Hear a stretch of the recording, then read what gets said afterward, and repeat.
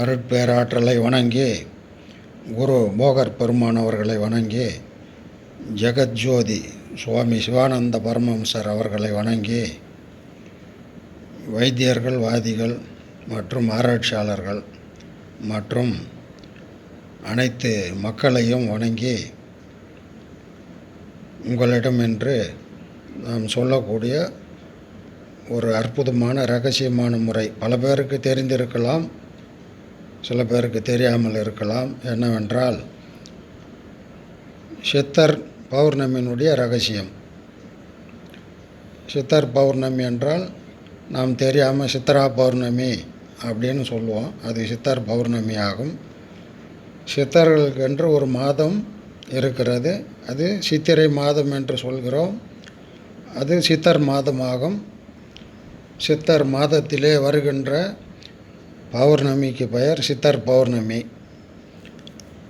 அன்றைய காலகட்டத்தில் நாம் செய்கின்ற ஔஷதங்கள், ஔஷதம் என்றால் மருந்து பொருட்கள், மருந்துகள் அன்று செய்தால் மிகவும் மகத்துவமான, மிக மகிமை அதிகமான மருந்தாக நமக்கு கிடைக்கும்.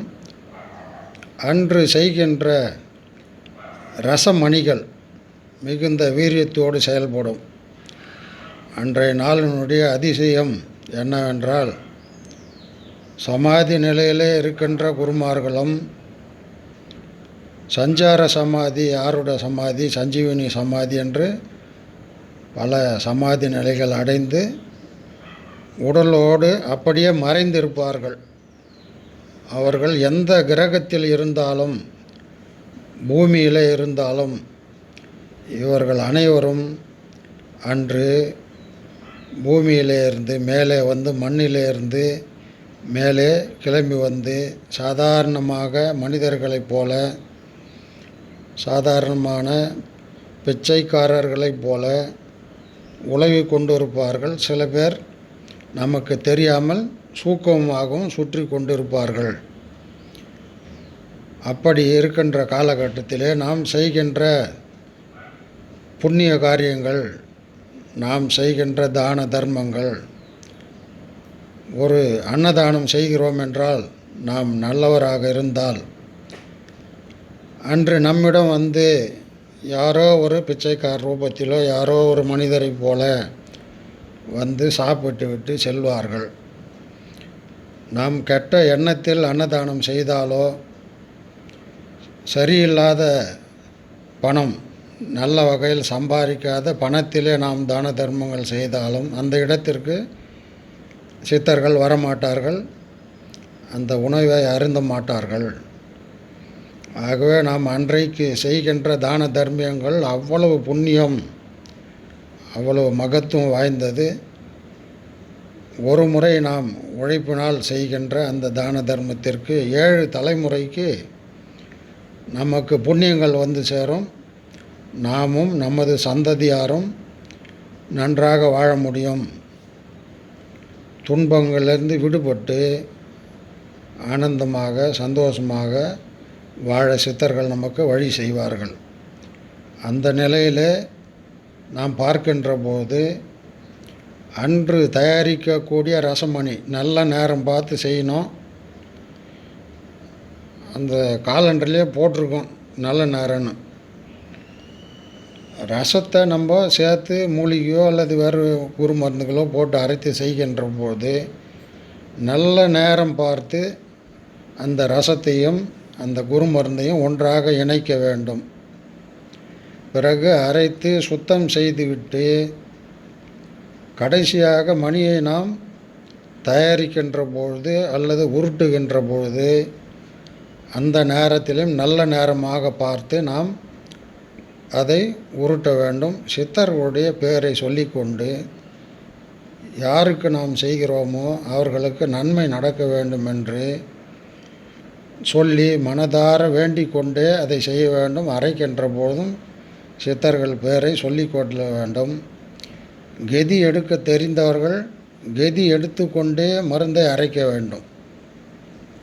கெதி தெரியாதவர்கள் சித்தர்களுடைய பெயரை சொல்லிக்கொண்டே அரைக்கலாம்.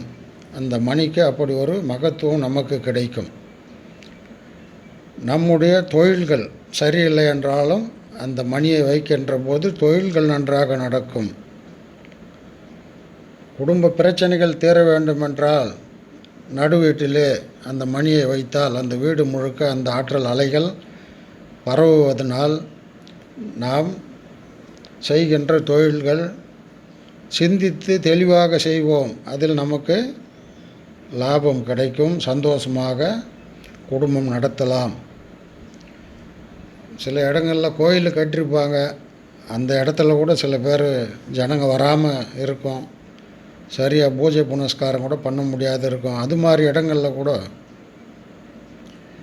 அந்த மணியை கொண்டு போய் மூலஸ்தானத்தில் வச்சாங்கன்னா அந்த இடத்துல ஈர்ப்பு சக்தி அதிகமாக இருக்கும். அந்த கோயில்கள் கூட சிறப்பாக செயல்படும். இப்படி தொழில் நடக்கின்ற இடங்கள் சரியில்லை என்றாலும் அந்த மணியை கல்லாப்பட்டியில் வைக்கின்ற போது அவர்களுக்கு சிறப்பாக தொழில் நடக்கும். கம்பெனிகள் மிக சிறப்பாக நடக்கும். பிரச்சனைகள் பிணுக்குகள் ஏற்படாமல் பார்த்து கொள்ளும். ஆனால் மணியை தேர்ந்தெடுக்கின்ற பொழுது ஷைனிங் இருக்கக்கூடாது. ரசம் என்பது விஷம் என்று நாம் பல முறையில் நம்ம சேனலில் சொல்லியிருக்கோம். அந்த விஷத்தன்மை நீங்கவில்லை என்றால் ஷைனிங் மினு அப்படியே தான் இருக்கும். அந்த மினுமினுப்பு இருந்தாலே அது மணி நமக்கு சரியாக வேலை செய்யாது. மினுமினுப்பு இல்லாமல் சுண்ணாம்பு கல் மாதிரி ஷைனிங் இல்லாமல் கோல மாவு போடுற கல் எப்படி ஷைனிங் இல்லாமல் வெள்ளையாகுதோ அது மாதிரி இருந்ததுன்னா அது நமக்கு வேலைகளை செய்யும். அதில் நாம் தருகின்ற சாரணைகள் வசியத்திற்கும் தொழில்களுக்கும் தேவையான அஷ்டகர்ம மூலிகைகள் இருக்கிறது. அந்த மூலிகைகளை சத்துக்களை ஊட்டி நாம் பயன்படுத்துகின்ற போது மிக சிறப்பாக வேலை செய்யும். அப்படி நாம் சித்தர் பௌர்ணமிக்கு அந்த ரசமணியை தயாரிக்கிறோம். நிறைய பேர் அதை தெரிஞ்சுக்கிட்டு நம்மக்கிட்ட வருஷம் அந்த மணிகளை வாங்குகிறாங்க. இந்த வருஷமும் நிறைய பேர் ஆர்டர் கொடுத்துருக்காங்க.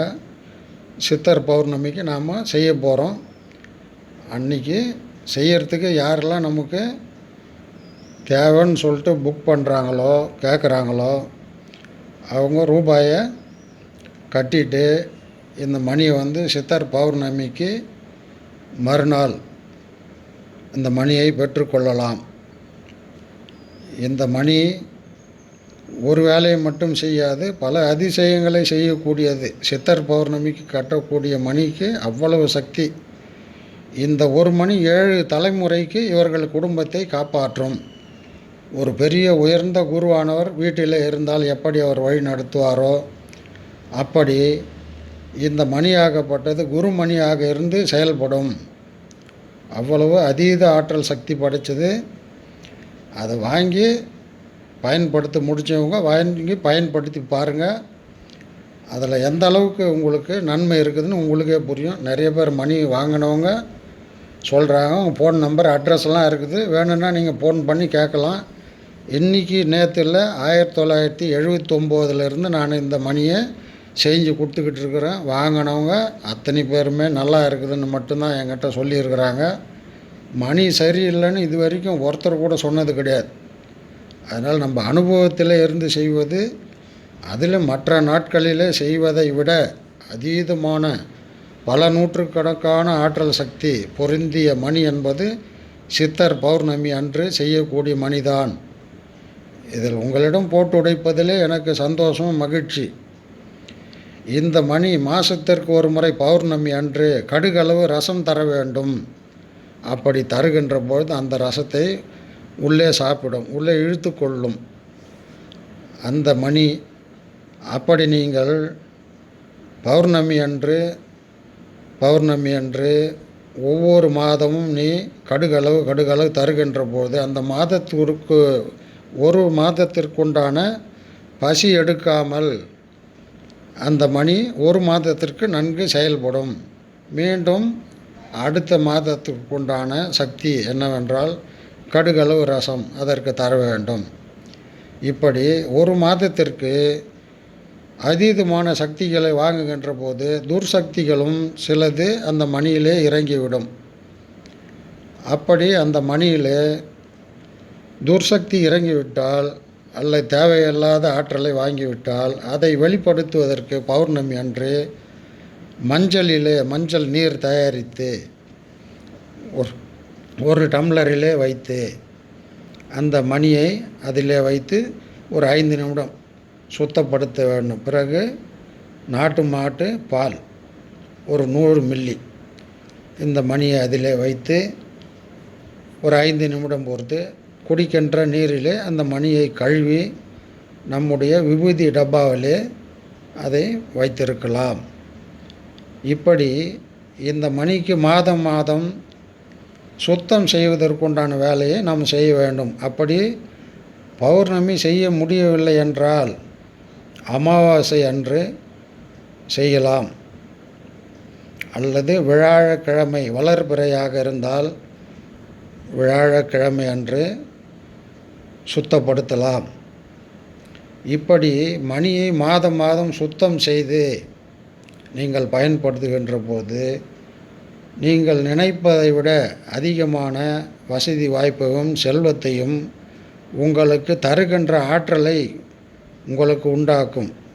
எவ்வகையிலேனும் தடைப்பட்டு இருந்தால் பண வரவு வராமல் இருந்தாலோ அல்லது கேஸ் சம்பந்தப்பட்ட விஷயமாக இருந்தாலோ அதையெல்லாம் உங்களுக்கு சரிப்படுத்தி கொடுக்கும். நீங்கள் போகின்ற வேலைக்கு அந்த மணியை கையிலே நீங்கள் வைத்து கொண்டால் ஒரு பையிலோ அல்லது பர்ஸிலோ அல்லது உங்கள் ஜோபியிலோ போட்டு வைத்திருந்தால் உங்கள் காரியம் சித்தி அடைவதற்கு உதவி செய்யும். நம்பிக்கையான ஒவ்வொரு பொருளும் உங்களுக்கு உயர்ந்த பலனை தரும். மனிதனுக்கு இறைவன் என்றால் கூட நம்பிக்கை தான். நாம் யாரும் இறைவனை நேரடியாக போய் பார்க்கறது கிடையாது. சிலை வடிவமாக பார்க்கலாம் அல்லது வேறு ரூபங்களிலே பார்க்கலாம். ஆனால் இறை நம்பிக்கை என்பது கூட அது ஒரு வகையான நம்பிக்கை தான். அப்படி சிவவிந்து என்று சொல்லக்கூடிய மெர்க்குரி பாதரசம் நமக்கு சிவபெருமானுடைய விந்து சக்தி என்று சித்தர்கள் எழுதி வைத்தது. அப்படி வேறு கடவுளினுடைய விந்து சக்தி என்று நமக்கு எதுவும் குறிப்பிட்டு வைத்ததாக தெரியவில்லை. அதாவது பிரம்மா விந்து, விஷ்ணு விந்து, விநாயகர் விந்து இப்படியெல்லாம் யாரும் எழுதலை. அப்படி எழுதுனதுன்னு நமக்கு தெரியல. அப்போது ஒரு சிவவிந்துவான பொருளான அந்த மெர்க்குரியை ரசமணியாக கட்டி அது நமக்கு நேரங்காலங்கள் தெரிந்து அதற்கு சாரணைகள் ஏற்றி நாம் பயன்படுத்துகின்ற போது மிகவும் சக்தி உடையதாக அது செயல்படும். ஆகவே இந்த பொருளை தேவை என்று நினைப்பவர்கள் என்னுடைய நம்பரில் ஃபோன் செய்து அதற்குண்டான விஷயத்தை கேட்டு தெரிந்து கொள்ளலாம். இன்னும் நமக்கு வருகின்ற 23ஆம் தேதி சித்தர் பௌர்ணமி வருகிறது. 23/4/2024 அன்றைக்கு நாம் செய்ய போகிறோம். நிறைய மக்கள் கேட்டிருக்கிறார்கள். ஆகவே வேண்டுமென்றவர்கள் இதற்கு நீங்கள் ரூபாயை கொடுத்து செய்து கொள்ளலாம். எனக்கு 20ஆம் தேதிக்குள்ளே பணத்தை அனுப்புனாங்கன்னா நான் பொருளுங்கள்லாம் வாங்கி அதுக்கு உண்டானதை செய்ய வேண்டியதெல்லாம் செஞ்சு சுத்திகரிப்புலாம் பண்ணி 23ஆவது நாள் 23ஆம் தேதி பௌர்ணமி அன்று செய்து 24, 25 தேதியில் உங்களிடம் கொடுத்து விடுவேன். ஆகவே இந்த மணியை பற்றி சொல்ல வேண்டும். ஏன்னா சித்தர் பௌர்ணமி வருஷத்துக்கு ஒரு முறை வருது. அதனால் சித்தர்கள் ஆசீர்வாதம் உங்களெலாம் கிடைக்கணும், நீங்கள் நல்லா இருக்கணும் அப்படின்றது என்னுடைய எண்ணம். அதனால் கஷ்டம்னு சொல்லிக்கிட்டு இல்லாமல் நம்ம வீட்டில் இப்படி இருக்கக்கூடிய ஒரு பொருள் இருந்தால் துர்தாவதிகள் வராமலும் தடுக்கும், செய்வினைகளும் தடுக்கும், நவகிரக பாதிப்பிலிருந்தும் தடுக்கும். ஏதாவது காற்று சேஷ்டைகள் பாதிப்பு இருந்தாலும் அதையும் வெளியே விரட்டிடும். நீங்கள் அந்த மணி உள்ளே எடுத்து போய் வச்சா ஆட்டோமேட்டிக்காக அது வெளியே கிளம்பிடும். அப்படி செய்யக்கூடிய சக்தி படைச்சது. இன்னொன்று என்ன அப்படின்னா, மஞ்சள் தண்ணியில் இந்த மணியை ஒரு 5 நிமிஷம் வச்சு அந்த மஞ்சள் நீரை வீட்டில் தெளிச்சிங்கன்னா, தகடு ஏதாவது பொச்சு வச்சுருந்தாலோ மைகள் வச்சுருந்தாலோ வேறு வகையான செய்வினைகள் வைத்திருந்தால் அதுவும் வேலை செய்யாமல் தடுக்கப்படும். உங்களுக்கு நன்மையாக நடக்க ஆரம்பிக்கும். எதிரினாலும் எந்த தொல்லையும் ஏற்படாது. அவர்களுக்கு எது செய்தாலும் மீண்டும் அவர்களையே திருப்பி அடிக்கும். அவர்களுக்கு தான் பாதிப்பு வரும். உங்களுக்கு எந்த பாதிப்பும் வராது. ஆகவே ஆக்சிடெண்ட்லேருந்து கூட தடுக்கக்கூடிய சக்தி இதுக்கு இருக்குது. ஏதாவது ஒரு தேள் கொட்டிட்டா கூட உடனே ஒரு கட்டிங் பிளேயரில் பிடிச்சி அந்த இடத்துல மணி வச்சிங்கன்னா 1 நிமிஷத்தில் உரியும். இப்படி அதீதமான ஆற்றல் சக்திகள் பல இருக்குது. இதை நேரடியாக நீங்கள் கேட்டு தெரிஞ்சுக்கலாம். யூடியூப்பில் ஓரளவுக்கு தான் சொல்ல முடியும். இது பல அதிசயங்களையும் அற்புதங்களையும் செய்யும். அதை நீங்கள் பரவலாக வாங்கி செஞ்சு பார்க்குறவங்களுக்கு, அனுபவிக்கிறவங்களுக்கு தெரியும். நீங்கள் வாங்கி அதை பயன்படுத்தி பாருங்கள். உங்களுக்கு நல்லது நடக்கணுன்றது என்னுடைய எண்ணம். மீண்டும் அதனால் இதெல்லாம் சொல்கிறோம். ஏற்கனவே ரசமணி பற்றி சில ரகசியங்கள் நம்மளுடைய சேனல்லே கொடுத்துருக்கோம். நீங்கள் அதையும் பார்த்துக்கலாம். அதனால் வாங்கும்பொழுது நீங்கள் மணியை செக் பண்ணி வாங்க. அது விஷத்தன்மை இருக்கக்கூடிய மணியாக இருந்தால் நீங்கள் பால்லையோ தண்ணியிலையோ வச்சு குடிக்க முடியாது. வயிறு எரியும் திகு திகு திகுன்னு. அப்போது வயிறு எரியக்கூடியதாக இருந்தால் அந்த மணி நல்ல மணி இல்லை. அது சரியில்லாத மணியாக இருந்தால் பாலிலையோ இல்லை குடிக்கிற தண்ணியிலையோ ஒரு 5 நிமிஷம் வச்சு எடுத்து குடிச்சிங்கன்னா வாயிலேருந்து வயிறு வரைக்கும் கபன்னு எரிய ஆரம்பிச்சிடும். ஒரு 5 நிமிஷம் 10 நிமிஷத்தில் அது விஷத்தன்மை இருக்குதுன்னு நீங்கள் புரிஞ்சிக்கலாம். இப்போ நம்ம மணி விஷத்தன்மை இல்லாதது. அந்த மணி ஷைனிங் இருக்காது. அது விஷம் போக்குனதுனால தான் அந்த கலர் ஷைனிங் இல்லாமல் மாறும். அதை நீங்கள் பால்லையோ தேனிலையோ அல்லது தண்ணியிலையோ பஞ்சாமிரத்துலேயோ எதில் ஒன்றாலும் வச்சு சாப்பிட்லாம். விபூதி கூட ஒரு சிட்டிகை குடிக்கிற தண்ணியில் கலந்துட்டு இந்த மணியை வச்சுட்டு நீங்கள் குடிக்கலாம். உடலில் இருக்கிற நோய்களை சுத்தப்படுத்தும். உங்களை அமைதி நிலைக்கு கொண்டு போவோம். தியான நிலைக்கு போகிறவங்க கூட இது கையில் வச்சு தியானம் பண்ணாங்கன்னா மனம் ஒருநிலைப்படும். பல வகையான நன்மைகளை இது ஏற்படுத்தும். அதனால் விஷத்தை உரியக்கூடிய தன்மை 1 நிமிஷத்தில் ஒரு தேள் விஷத்தை உரியும். நீங்கள் டைம் பார்த்துக்கலாம். 1 நிமிடம் தான். 5 நிமிஷம்லாம் தேவை கிடையாது. கொரடாவில் வச்சு பிடிக்கணும். கையிலே வச்சு பிடிச்சிங்கன்னா அந்த விஷம் உங்களுக்கு ஏறிடும். அதனால் கொரடாவில் வச்சு இந்த மணியை விஷம் தேனின இடத்துல நீங்கள் வச்சு பிடிச்சிங்கன்னா 1 நிமிஷத்தில் அந்த விஷத்தை உறிஞ்சி எடுத்துடும். துளி கூட அந்த இடத்துல வலி இருக்காது. அதனால் இது நிறைய பேர் சொல்கிறாங்க விஷத்தினால் பாதிப்பட்டு இறப்புலாம் வருதுன்னு. அப்படி இறப்புக்கெல்லாம் போகக்கூடாது. மனிதன் உடம்பில் இருக்கிற விஷத்தை எடுத்துரும். மருந்துகளால் நிறைய விஷத்தன்மை ஏறி போயிருக்கும் ரத்தத்தில். அது ஒரு 3 நாளைக்கு அருகம்புல்லை இடித்து சாறு எடுத்து ஒரு 100 மில்லி அதில் இந்த மணி வச்சுட்டு 3 நாள் குடித்தா போகிறோம். உடம்புல உள்ள விஷத்தன்மை கம்ப்ளீட்டாக சுத்தி பண்ணிவிடும். ரத்தம் சுத்தி ஆகிடும்.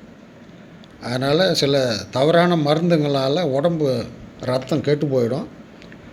அதெல்லாம் கூட சுத்தி பண்ணுற ஆற்றல் சக்தி இதற்கு உண்டு. எனது அன்பான மக்கள் இதை பயன்படுத்திக்கணும்னு நான் நினைக்கிறேன். வேணுன்றவங்க கேட்டு வாங்கிக்கோங்க. நன்றி, வணக்கம்.